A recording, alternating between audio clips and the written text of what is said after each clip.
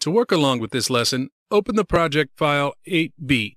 Final Cut's trimming tools can be a little intimidating at first glance. They have strange names, they look kind of funny, and a lot of users avoid them unnecessarily. It's true, you could edit an entire feature without using them, but it would probably take you twice as long. Just look at this example. We have the 3 clips we worked on in the last lesson. Scrub to the start of the second clip. The car is facing camera, coming up the street. I know there's additional footage before this in point of the car rounding the corner and coming into view.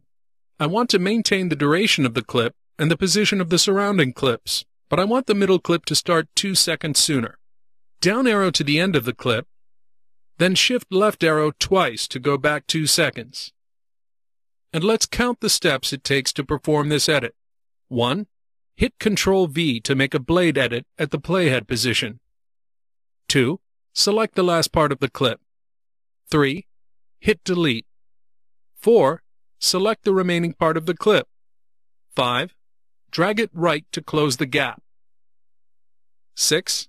Drag the end point right to close the gap on the other side. That's 6 actions. 4 if you don't count making the selections. So hit Command Z 4 times to get back where we started. This time, hit S for the slip tool. Click and hold the clip. The in and out frames appear in the canvas, and you see an overlay representing the media's actual length with handles on either side in the timeline. Now drag right until the tooltip reads 2 seconds 0 frames, and release the mouse. Back it up, and hit play. The clip now begins with the car rounding the corner, and we did it in 2 actions. If you don't count hitting the S key to select the slip tool, it's only 1. Much faster. And if you need to undo it, you only have to hit Command Z once to get back where you started. Let's do that now. To better visualize what the slip tool is actually doing, hit A for the selection tool, and double-click the clip to open it in the viewer. If you try to move the end point backwards, Final Cut won't let you, because the clip is colliding with the previous one. But if you hit S for the slip tool, it locks the in and out point and allows you to slip them back and forth as one. Exactly what it does in the timeline. The duration of the clip is like the window of a moving train. It never changes. But as you move it up and down the track, what you see through that window changes.